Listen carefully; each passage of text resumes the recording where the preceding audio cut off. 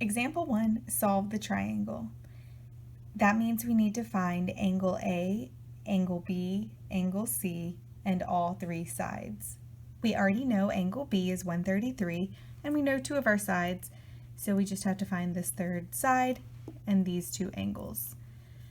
Because we're not given a right angle, and there's none of that square symbol to indicate a right angle, we cannot use Pythagorean theorem.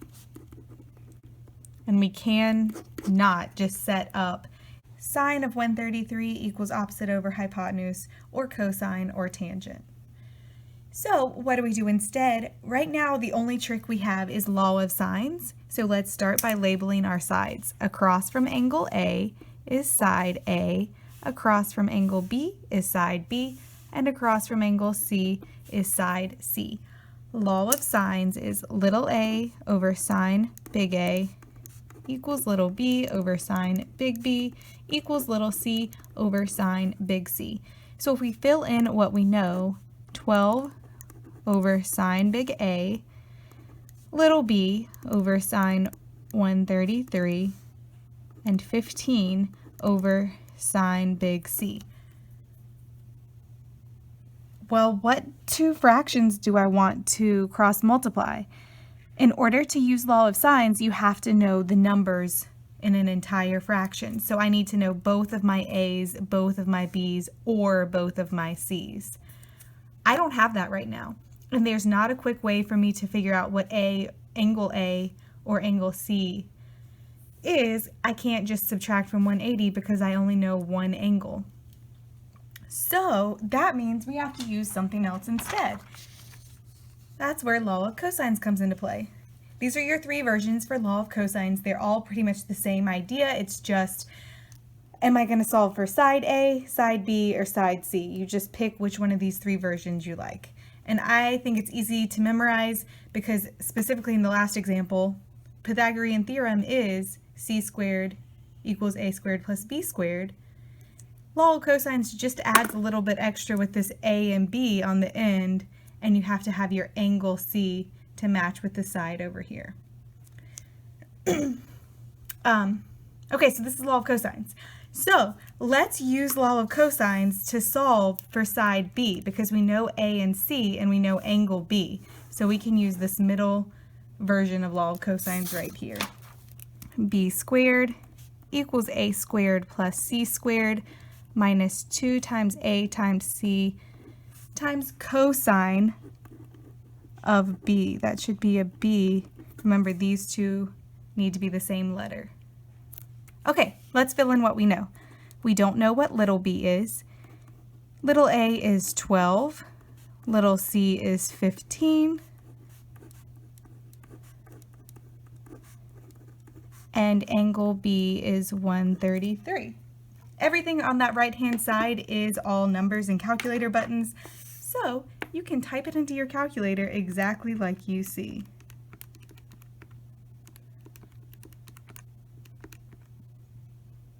Make sure you're in degree mode. You should be in degrees for this entire test. Okay, so this tells me that b squared equals 614.52. I want to know what b is, so I need to square root both sides. Square root is the same thing as raising it to the 1/2 power. My answer here is 24.79. Now that I know what side B is, I can fill it in my law of sines. And now I know this entire fraction, and I can use law of sines to finish this problem. If you decide to use law of sines to find angle C and angle A, then we need to find the smallest side first. And the smallest side is across from the smallest angle. So after you use law of cosines, it's faster, in my opinion, to use law of sines. And if you use law of sines second, solve for the smaller angle first. that means smaller side equals smaller angle. So that is a GRE skill. The smallest side is across from the smallest angle, the biggest side is across from the biggest angle, and the middle side is across from the middle angle. Okay, so I'm going to use law of sines here to solve, but you could just as easily have used either of these versions of law of cosines. It's just a little bit more algebra that you have to remember to subtract your b and c before you divide this piece and then use inverses. So a lot of people don't like to do that. Okay, let's use law of sines. I'm going to cross multiply these two fractions here.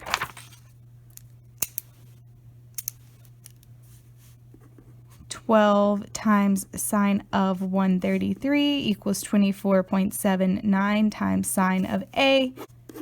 I need to divide my 24.79 over to the other side, and then because I'm looking for an angle, that means that I will use inverses on my calculator when I type this in.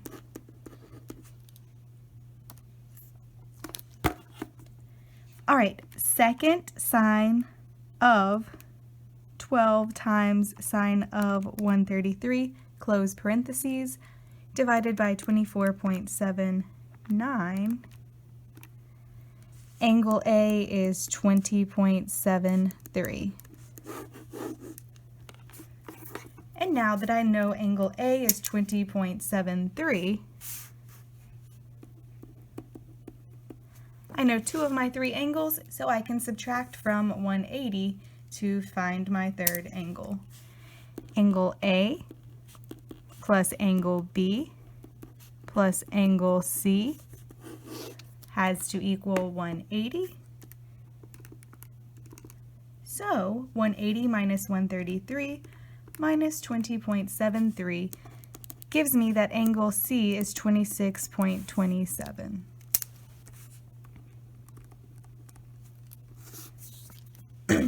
Notice that angle A is smaller than angle C, and side A is smaller than side C. So that kind of reinforces that we're on the right track. Now we know all three sides and all three angles, and we've solved the triangle.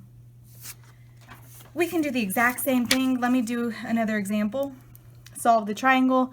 This is the same situation. It is a side angle side triangle, which means that we know two sides here, and we know the angle between them. You want to use law of cosines if you have a side angle side triangle, or if you know all three sides and no angles. That'll be in a different video.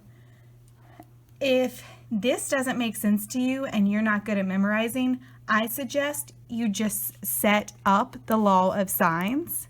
Let me label my sides. If you set up the law of sines,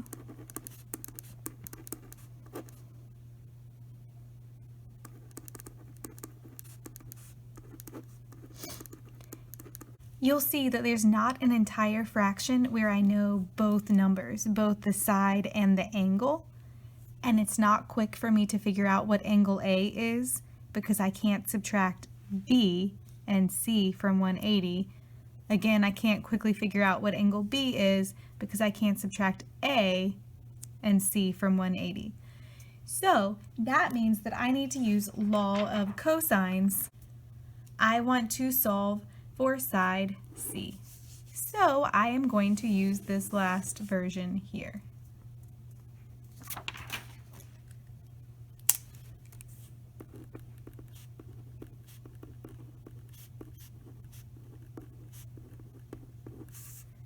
All right, let's sub in what we know.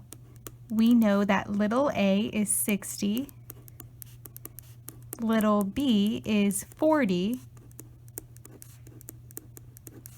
and big C, angle C, is 47 degrees. Everything on the right-hand side is numbers and calculator buttons.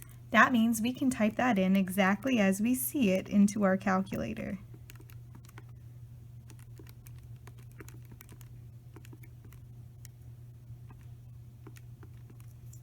as long as you're in degree mode, it should turn out correct. That c squared equals 1926.41. And if I square root that, I will get that c equals 43.89.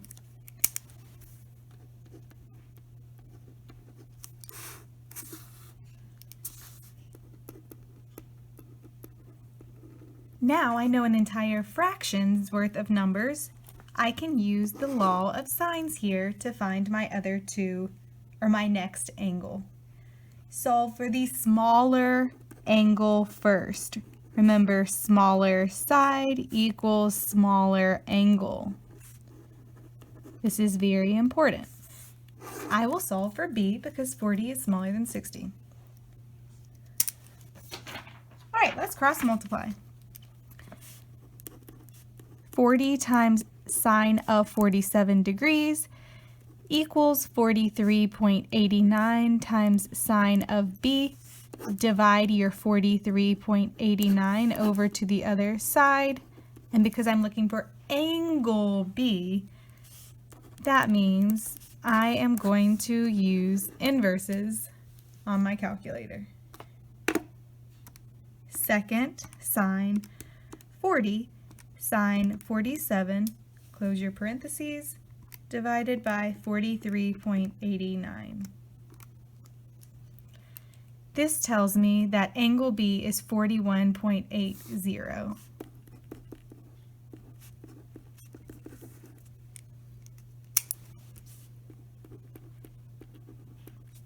Now that I know what angle B is and C, I can subtract from 180 to figure out what angle C is. Angle A plus angle B plus angle C equals 180.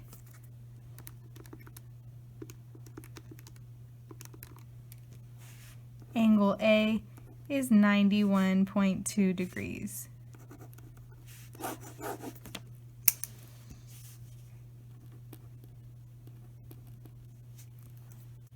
I know all three angles, I know all three sides. My biggest angle is across from my biggest side. My smallest angle is across from my smallest side.